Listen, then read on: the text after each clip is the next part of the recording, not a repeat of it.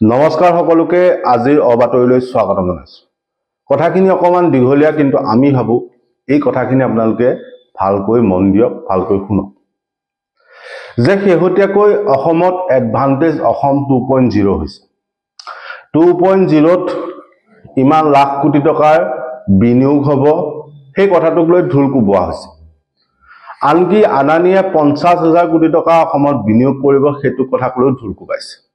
বহুতে ইয়াৰ সপক্ষে যুক্তি দিছে, অসমত বিনিয়োগ হোৱাটো ভাল বুলি কৈছে। সেই কথাটো আজি আমি এটা বিশেষ প্ৰসংগ আপোনালোকৰ সন্মুখত তুলি ধৰিব বিচাৰিছো।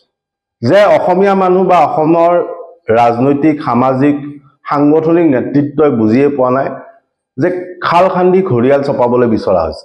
কিন্তু ইয়াৰ কথাটো হ'ল এই গোটেই কাহিনীটোৱে এটা কথা কিন্তু কৈছে যে কাকনো বুলিবা ককা সকলোৰে দাড়ি চুলি পকা। যে এই বিশেষ কাহিনীটো যদিও অসমৰ নহয় তথাপি এইটোৱে প্ৰতিটো ৰাজনৈতিক দলৰ কিন্তু মুখাখন খুলি দিছে। কাহিনীটো আজি আপোনালোকৰ সন্মুখত তুলি ধৰিবলৈ বিচাৰিছো। ৰাজ্যখনৰ নাম হ'ল ছত্তীশগড়। ছত্তীশগড় মানে আদিবাসী জনজাতীয় অধ্যুষিত এখন ৰাজ্য, যিখন ৰাজ্যত সৰ্বাধিক জনজাতীয় আৰু আদিবাসী মানুহে বাস কৰে।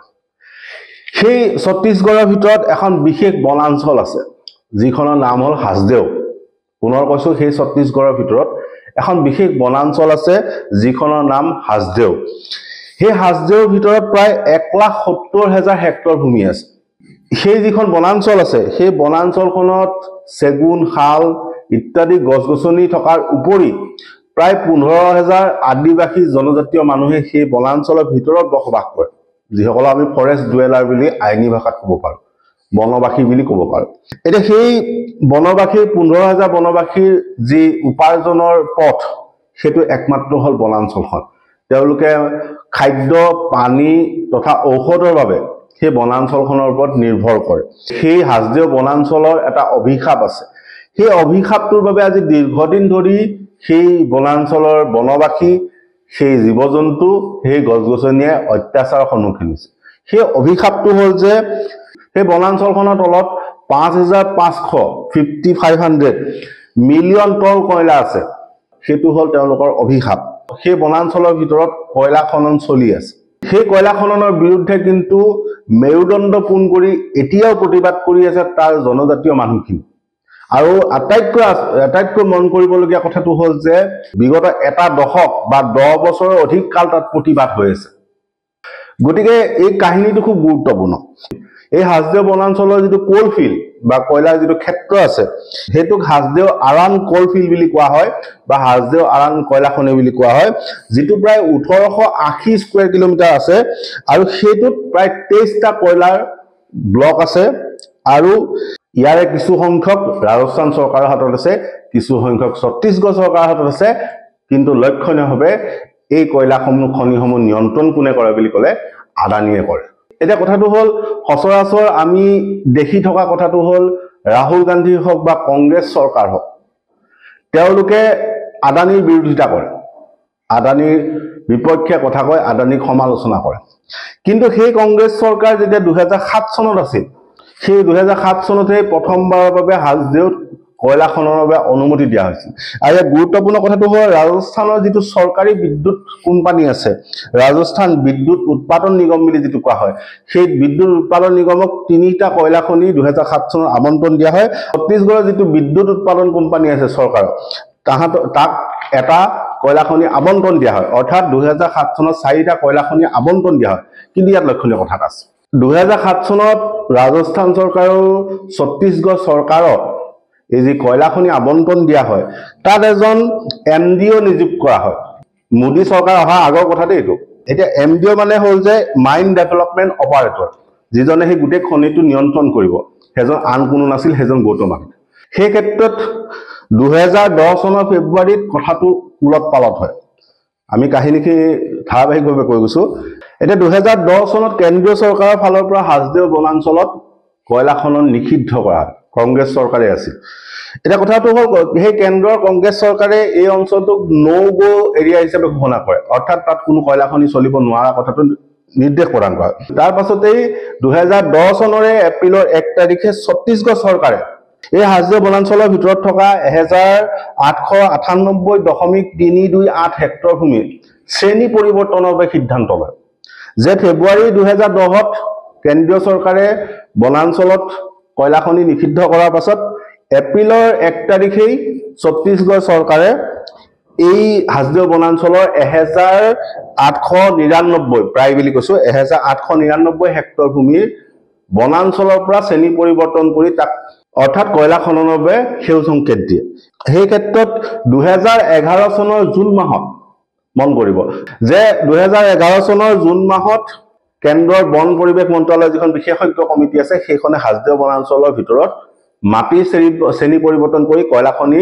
নিৰ্মাণত নিষেধাজ্ঞা আৰোপ কৰে তেওঁলোকে তাত বাধা দিয়ে কিন্তু সেই ক্ষেত্ৰত মন কৰিব যে সেই সিদ্ধান্তটো লোৱাৰ পাছতে ঠিক পাছতে কেন্দ্ৰৰ যিগৰাকী বন আৰু পৰিৱেশ মন্ত্ৰী আছিল সেই সময়ত কংগ্ৰেছৰ এতিয়া শীৰ্ষ নেতা জয়ৰাম ৰমেশ কেন্দ্ৰীয় বন বিভাগৰ যিখন এক্সপাৰ্ট কমিটি আছিল বিশেষজ্ঞ কমিটি আছিল সেইখনৰ সিদ্ধান্তক নাকচ কৰে যে সেইখনে কংগ্ৰেছ চৰকাৰ সেই কংগ্ৰেছ চৰকাৰে জয়ৰাম ৰমেশ তেওঁ মন্ত্ৰী তেওঁ সেই মন্ত্ৰালয়ৰ যিখন বিশেষজ্ঞ কমিটিৰ প্ৰতিবেদন যিখনে কয়লা খননৰ নিষেধাজ্ঞা দিছিলে সেই নিষেধাজ্ঞাক উঠাই লয় তাক বাতিল কৰে আৰু কয়লা খনি চলাবলৈ নিৰ্দেশ দিয়ে তাৰ পাছতেই ৰাজস্থানৰ যিখন চৰকাৰ আছে সেই চৰকাৰখনে আদানীৰ লগত এটা পাৰ্টনাৰশ্বিপ আৰম্ভ কৰে আদানীৰ লগত যুটীয়া কাম কাজ আৰম্ভ কৰে আৰু তেওঁলোকে এটা কোম্পানী গঠন কৰে যিটো নাম দিয়া হয় পাৰ্চাক এণ্ড কলিয়াৰী লিমিটেড এতিয়া সেই কোম্পানীটোৰ জৰিয়তে কি হ'ব বুলি ক'লে এই অঞ্চলটোত হাজদে বনাঞ্চলৰ ভিতৰত ৰাজস্থানৰ যিখিনি কয়লা খনি আছে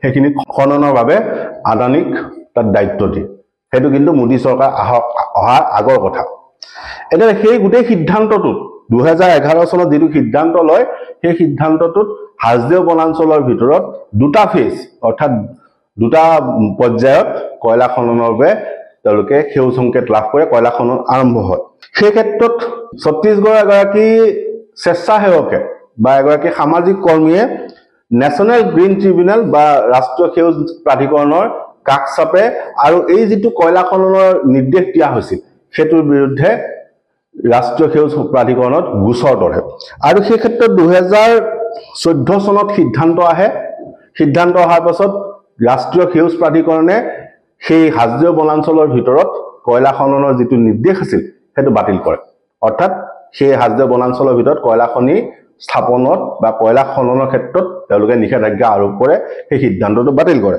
কিন্তু ইয়াৰ পাছতে সেই 2014 চনৰ সিদ্ধান্তটো অহাৰ পাছতে ৰকেটৰ গতিত এপ্ৰিল মাহত ৰাজস্থান চৰকাৰ উচ্চতম ন্যায়ালয়ৰ কাষ চাপে আৰু উচ্চতম ন্যায়ালয়ে সেই বৰ্ষতে 2014 বৰ্ষতে এই যিটো ৰাষ্ট্ৰীয় সেউজ প্ৰাধিকৰণৰ যিটো সিদ্ধান্ত আছিল যিটো নিষেধাজ্ঞা আছিল সেইটো বাতিল কৰে সেই বাতিল কৰাৰ পাছত কিন্তু ৰকেটৰ গতিত কয়লা খনন আৰম্ভ হয় আৰু তাৰ পিছত লক্ষণীয়ভাৱে 2022 চনৰ মাৰ্চ মাহত দ্বিতীয় ফেজত অৰ্থাৎ সেকেন্ড ফেজ কয়লা খনন আৰম্ভ হয় প্ৰথম পৰ্যায়ত কয়লা খনন আৰম্ভ হোৱাৰ পিছত দ্বিতীয় পৰ্যায়ৰ কয়লা খননো কিন্তু 2022 চনত আৰম্ভ হয় সেই সময়ত ছত্তীশগড়ত চৰকাৰ আছিল কংগ্ৰেছৰ মুখ্যমন্ত্ৰী ভূপেশ বাঘেল এটা কথা হ'ল সেই ক্ষেত্ৰত দুটা বিশেষ সংগঠন আছে এটা ছত্তীশগড় বচাও আন্দোলন আৰু এটা হ'ল হাজদে বচাও আন্দোলন এতিয়া এই দুইটা নেতৃত্বই ধাৰাবাহিকভাৱে সংবাদ মাধ্যমৰ সন্মুখত বহু কথা কৈছে কিন্তু ভাৰতবৰ্ষৰ কোনো প্ৰতিষ্ঠিত সংবাদ মাধ্যমে তেওঁলোকৰ কথাখিনি কেতিয়াও নকয় কাৰণ সকলোৱে জানে এই সংবাদ মাধ্যমসমূহ কাৰ পকেটত আছে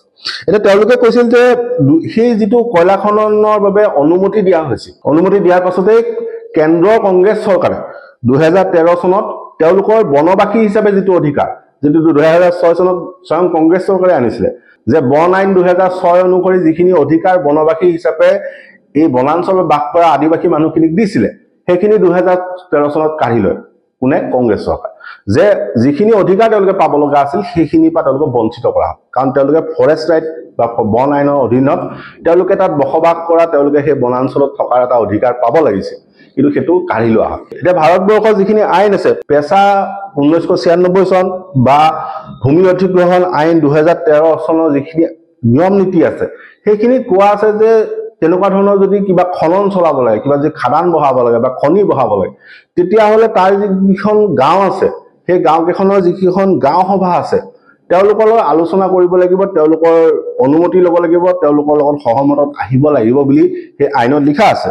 কিন্তু কথাটো হ'ল ছত্তীশগড় বচাও আন্দোলনৰ সংবাদ মাধ্যমৰ আগত এইটো কথা জনাইছে যে তেওঁলোকৰ যিখিনি গাঁও আছে সেই গাঁওখিনিৰ পৰা কোনো ধৰণৰ তেনেকুৱা অনুমতি লোৱা হোৱা নাই, গাঁও সভাৰ পৰা কোনো অনুমতি লোৱা হোৱা নাই। তেওঁলোকে কৈছে যে যিসমূহ গাঁও আছে সেই গাঁও সভাৰ যিসমূহ প্ৰতিনিধি আছে তেওঁলোক কথা পাতোতে তেওঁলোকে গম পাইছে যে তেওঁলোকৰ লগত আলোচনাই কৰা হোৱা নাই।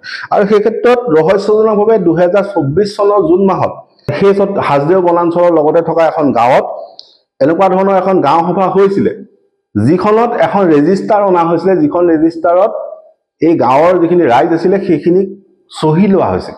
কিন্তু চহী ল'লেও সেই ৰেজিষ্টাৰখনত কোনো প্ৰস্তাৱ নাছিল, যে উকা কাগজত তেওঁলোকৰ চহী লৈছিলে, লৈ পেলাই তাত প্ৰস্তাৱটো পিছত লিখি দিছিল। সেইটো তেওঁলোকৰ গাঁওবাসীৰে অভিযোগ। সেই ক্ষেত্ৰত 2022 চনৰ জুলাই মাহত ভূপেশ বাঘালৰ কংগ্ৰেছ চৰকাৰে এটা সিদ্ধান্ত লৈছে, সৰ্বসন্মতভাৱে বিধানসভাত এটা সিদ্ধান্ত লৈছে। সেই সিদ্ধান্ত অনুসৰি সেই ছত্তীশগড় হাজদেও বনাঞ্চলৰ ভিতৰত কয়লা খনি বন্ধ কৰা এটা প্ৰস্তাৱ লৈছে। এইটো দেখুৱাবলৈ যে তেওঁলোকে এটা প্ৰস্তাৱ লৈছিল যে হাজদেও বনাঞ্চলৰ ভিতৰত আৰু কয়লা খনন নহয়। কিন্তু তাৰ ঠিক দুমাহৰ পাছতে, সেই একেখন কংগ্ৰেছ চৰকাৰ থাকোঁতে তাৰ ঠিক দুমাহৰ পাছত পুনৰ হাজদেও বনাঞ্চলৰ ভিতৰত 11,000 গছ কটা হয়। 2023 চনৰ ডিচেম্বৰ মাহত বিজেপি চৰকাৰে, আৰু 2023 চনত বিজেপি চৰকাৰ অহাৰ পূৰ্বে এই ভূপেশ বাঘালৰ যিখন চৰকাৰ আছিল সেই চৰকাৰখনক হাজদেও বনাঞ্চল ধ্বংস কৰা বুলি বিজেপিয়ে অভিযোগ আনিছিল। কিন্তু তেওঁলোকে চৰকাৰত আহিয়ে কি কৰিলে যে তেওঁলোকে পুনৰ বনাঞ্চল ধ্বংস কৰা আৰম্ভ কৰে, কয়লা খনি চলিবলৈ দিবলৈ আৰম্ভ কৰে। আৰু যেতিয়া সেই কথাটো সেই মুখ্যমন্ত্ৰীজনক সোধা হ'ল, বিজেপিৰ মুখ্যমন্ত্ৰীজনক সোধা হ'ল, তেতিয়া তেওঁ ক'লে যে এইটো কংগ্ৰেছ চৰকাৰ সিদ্ধান্ত আছিলে, কংগ্ৰেছ চৰকাৰ সিদ্ধান্ত অনুসৰিহে গছ কাটিছে। অৰ্থাৎ তেওঁ মুখ্যমন্ত্ৰী হোৱাৰ লাভটো কি হ'ল? কিয় পূৰ্বৰ চৰকাৰখনৰ সিদ্ধান্তটো বিজেপি চৰকাৰে বাতিল কৰিব নোৱাৰে? অৰ্থাৎ গোটেইখিনি মিলি আছে, মিলি ভকত। এটা কথা হ'ল তাত যিটো হিচাপ দিছে, এই যিকেইজন এক্টিভিষ্টে তাত কাম কৰি আছে বা যিখন ছত্তীশগড় বচাও আন্দোলন আছে, তেওঁলোকে হিচাপ দিয়া অনুসৰি প্ৰথম পৰ্যায়ত 762 হেক্টৰ ভূমিত 80,000 গছ কটা হৈছে কয়লা খননৰ নামত, আৰু দ্বিতীয় পৰ্যায়ত 1136 হেক্টৰ ভূমিত তেওঁলোকে কয়লা খনন চলাব, যিটোত প্ৰায় 2.5 লাখ গছ কটা হ'ব। পুনৰ কৈছো যে 2.5 লাখ গছ কটা হ'ব। আৰু সেই ক্ষেত্ৰত 2022 চনৰ ছেপ্টেম্বৰ মাহত 8,000 গছ কটা হৈছে, 2023 চনৰ ডিচেম্বৰ মাহত 12,000 গছ কটা হৈছে, আৰু 30 আগষ্ট 2024ত 11,000 গছ পুনৰ কটা হৈছে। আৰু তাৰ আগতে ভূপেশ বাঘালৰ চৰকাৰ দিনত পুনৰ 11,000 গছ কটা হৈছে। অৰ্থাৎ ধাৰাবাহিকভাৱে গছ কাটি থকা হৈছে। সেই ক্ষেত্ৰত এই যিটো প্ৰতিবাদ, এই যিটো ধাৰাবাহিক প্ৰতিবাদ তেওঁলোকে কৰি আছে, এই ছত্তীশগড় বচাও আন্দোলনে তেওঁলোকে ধাৰাবাহিকভাৱে প্ৰতিবাদ কৰি থকাৰ পাছত অক্টোবৰ 2021ত, পুনৰ কৈছো অক্টোবৰ 2021ত এই আদিবাসী মানুহখিনিয়ে 300 কিলোমিটাৰ পদযাত্ৰা কৰি ছত্তীশগড়ৰ ৰাজধানী ৰায়পুৰত প্ৰতিবাদ কৰে। মন কৰিবলগীয়া যে ৰাইজে 300 কিলোমিটাৰ খোজকাঢ়ি গৈ ৰাজধানীলৈ যায়, তাত প্ৰতিবাদ কৰে। কিন্তু ৰাজধানীত গৈ প্ৰতিবাদ কৰাৰ পাছতে এই যিটো দ্বিতীয় পৰ্যায়ৰ কয়লা খনন সেইটোৰ বাবে অনুমতি দিয়ে। এতিয়া কথাটো হ'ল যে 2007 চনত এই চৰকাৰখনে মিলি আদানীক দায়িত্ব দিছে। আদানীক দায়িত্ব দিয়াৰ পিছত এতিয়া তাৰ ৰহস্য তাত ওলাইছে। সেইটো ৰহস্য ফাদিল কৰিছে বহু ক্ষেত্ৰত ষ্ট্ৰল নামৰ সংবাদ গোষ্ঠী। এতিয়া কথাটো হ'ল যিটো পাৰ্টনাৰশ্বিপ হৈছে, যিটো পাৰ্টনাৰশ্বিপৰ অধীনত বা যিটো জইণ্ট ভেঞ্চাৰৰ অধীনত আদানীক এই কয়লা খননত চোৱা চিতা কৰিবলৈ তেওঁলোকক সুবিধা দিছে এই দুইখন চৰকাৰে, ৰাজস্থান চৰকাৰ, ছত্তীশগড় চৰকাৰ, যে কয়লা খনিকেইটা ৰাজস্থান চৰকাৰ বা ছত্তীশগড় চৰকাৰৰ অধীনত আছে, তেওঁলোকে তাত কয়লা উলিয়াবলৈ আদানীক দায়িত্ব দিছে। কিন্তু সেই কোম্পানীটোত 74% শ্বেয়াৰে আছে আদানী, অৰ্থাৎ 74% মালিক হ'ল আদানী। এতিয়া কথাটো হ'ল সেই ক্ষেত্ৰত আটাইতকৈ ৰহস্যজনক যিটো বিষয় সেইটো হ'ল যে সেই ছত্তীশগড়তেই আদানীৰ 3টা থাৰ্মেল পাৱাৰ প্লেণ্ট আছে। থাৰ্মেল পাৱাৰ প্লেণ্ট মানে তাপবিদ্যুৎ প্ৰকল্প। আৰু আটাইতকৈ গুৰুত্বপূৰ্ণ কথাটো হ'ল যে যিটো চুক্তি হৈছিলে ৰাজস্থান চৰকাৰৰ লগত, যিখন চুক্তি হৈছিল আদানী, সেই চুক্তি অনুসৰি যিখিনি ৰিজেক্টেড কয়লা, যিখিনি কয়লা নাকচ কৰা হৈছে, সেইখিনি আদানীয়ে লাভ কৰিব বুলি কোৱা হৈছিল, আৰু ভাল কয়লাখিনি ৰাজস্থান চৰকাৰে ৰাখিব বুলি কোৱা হৈছে। কিন্তু এই স্ক্ৰলে এখন RTI কৰিছিলে, এখন তথ্য জনা অধিকাৰ আইনৰ অধীনত ৰেলৱে ডিপাৰ্টমেণ্টত বা ৰেলৱে বিভাগত এখন RTI কৰিছিলে, যিখনত কোৱা হৈছিল আদানীৰ যিটো থাৰ্মেল প্ৰজেক্ট আছে বা আদানীৰ যিটো তাপবিদ্যুৎ প্ৰকল্প আছে, তালে কিন্তু লাখ লাখ টন কয়লা গৈ আছে। সেই ক্ষেত্ৰত কোৱা হৈছে যে 2021 চনত এই কয়লা খনিসমূহৰ পৰা 15 মিলিয়ন কয়লা ওলাইছিল, য'ত আদানীয়ে ৰিজেক্টেড অৰ্থাৎ নাকচ কৰা কয়লা লাভ কৰিছে 2.6 মিলিয়ন টন। এতিয়া গোটেই অংকটো ক'ত বুলি ক'লে যে যিখিনি কয়লা খনন কৰা হৈছে তাত যিখিনি ভাল ওলাব, ভালখিনি চৰকাৰে পাব, বেয়াখিনি কম দামীখিনি আদানীয়ে পাব। কিন্তু কথাটো হ'ল কম দামী যি কয়লা পাব বুলি কোৱা হৈছে সেইখিনি পৰিমাণটো কম হ'ব লাগিছিল, কিন্তু তেওঁলোকে কিমান পালে 2.6 মিলিয়ন টন কয়লা পাইছে। এতিয়া সেই ক্ষেত্ৰত দামটো মন কৰিবলগীয়া যে ৰাজস্থান চৰকাৰে এই কয়লাসমূহ ক্ৰয় কৰি আছে, তেওঁলোকৰ ৰেটটো ধৰি দিছে, যিটো নিৰিখ ধৰি দিছে সেইটো হ'ল 2172 টকা পাৰ টন, কিন্তু আদানীয়ে এই কয়লা লাভ কৰি আছে 450 টকা পাৰ টন। পাৰ্থক্যটো মন কৰ। আদানীৰ যিটো থাৰ্মেল প্ৰজেক্ট আছে, তাপবিদ্যুৎ প্ৰকল্প আছে, সেইটোৰ ভিতৰত চাগে কিবা এটা চমৎকাৰী শক্তি আছে, কাৰণ যিটো তেওঁলোকে থাৰ্মেল প্ৰজেক্ট বা তাপবিদ্যুৎ প্ৰকল্প নিৰ্মাণ কৰিছে সেতুত ইমানখিনি নাকচ কৰা কয়লাৰে বিদ্যুৎ উৎপাদন কৰা সম্ভৱ নহয়। সেইটো ইতিমধ্যে বিজ্ঞানী, সেইটো ইতিমধ্যে এক্সপাৰ্ট বা বিশেষজ্ঞই জনাইছে যে তাৰ যিটো ষ্ট্ৰাকচাৰ নিৰ্মাণ কৰা হৈছে, যিটো সজা নিৰ্মাণ কৰা হৈছে, সেইটোৱে ইমানখিনি ৰিজেক্টেড কয়লা বা নাকচ কৰা কয়লাৰ পৰা তাপবিদ্যুৎ উৎপাদন কৰিব নোৱাৰে। গতিকে এইটো কথা সন্দেহ কৰা হৈছে যে সেই কয়লা খনিসমূহত যিখিনি কয়লা ওলোৱা হৈছে, যিখিনি চৰকাৰে পাব লাগিছিল, সেই কয়লাখিনি কিন্তু আদানীয়েহে পাই আছে। আদানীয়ে পাই আদানীয়ে নিজাববীয়াকৈ বিদ্যুৎ উৎপাদন কৰি আছে, যি বিদ্যুৎ এতিয়া ভাৰতবৰ্ষত বিভিন্ন চৰকাৰক বিক্ৰী কৰি আছে। অৰ্থাৎ সেই কয়লা খনিসমূহ নামত চৰকাৰৰ হাতত আছে, কিন্তু তাৰ পৰা কয়লা উলিয়াই বিদ্যুৎ উৎপাদন কৰি আছে আদানীয়ে, আৰু সেই বিদ্যুৎ উৎপাদন কৰি লাভ কৰি আছে আদানীয়ে। এতিয়া কথাটো হ'ল তাত আৰু এটা দ্বিতীয় ৰহস্য এটা আছে যে যেতিয়া 2011 চনত যেতিয়া দুটা পৰ্যায়ত কয়লা খনন হ'ব বুলি কোৱা হৈছিল, তেতিয়া এটা হিচাপ দিয়া হৈছিল। হিচাপটোত কোৱা হৈছিল যে 15 বছৰত 136 মিলিয়ন কয়লা প্ৰথম পৰ্যায়ত পোৱা যাব। এতিয়া 136 মিলিয়ন কয়লা যদি 15 বছৰত পোৱা যায়, তেতিয়াহ'লে 2011 চনৰ পৰা 2026 চন। কিন্তু ইয়াত গুৰুত্বপূৰ্ণ কথা হ'ল ছেপ্টেম্বৰ 2020ত এখন ৰহস্যজনক পত্ৰ ৰাজস্থান চৰকাৰৰ পৰা কেন্দ্ৰীয় চৰকাৰে পঠোৱা হৈছে।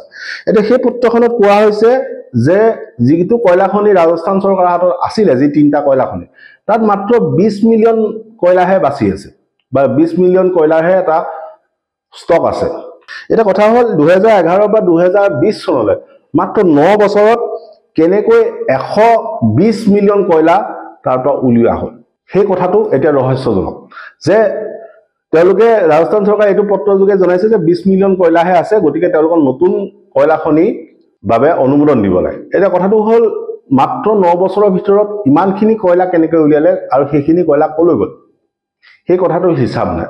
কিন্তু ইয়াত আকৌ গুৰুত্বপূৰ্ণ কথাটো হ'ল যে নতুনকৈ যিখিনি কয়লা খনি আবণ্টন তেওঁলোকে বিচাৰিছে, বা দ্বিতীয় পৰ্যায়ত যিখিনি কয়লা খনন আবণ্টন হৈছে, সেইখিনিতো কিন্তু চোৱা চিতা বা সেইখিনিতো কিন্তু দায়িত্ব লাভ কৰিছে আদানী।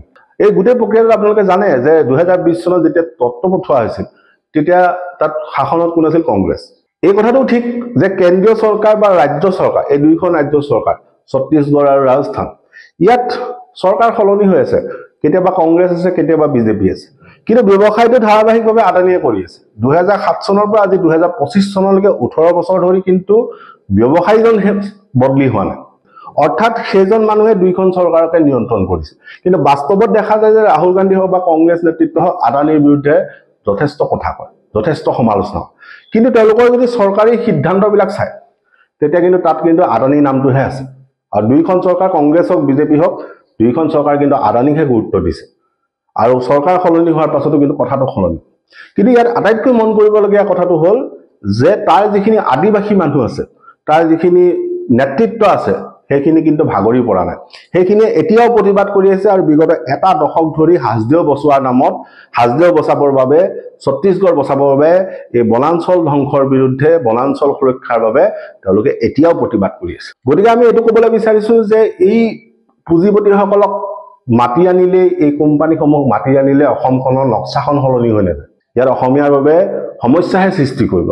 কাৰণ আদানী চিমেণ্ট কাৰখানা যেতিয়া উমৰাংচুত নিৰ্মাণ কৰিবলৈ বিচৰা হৈছে, তেতিয়া তাৰ স্থানীয় যিগৰাকী প্ৰতিনিধি তেওঁ কিন্তু জনজাতীয় মানুহক বন্দুক দেখুৱাইছে। তেনেদৰে এতিয়া সৌৰশক্তি প্ৰকল্পৰ নামতো 18,000 বিঘা মাটিত এতিয়া উচ্ছেদ চলোৱা হ'ব।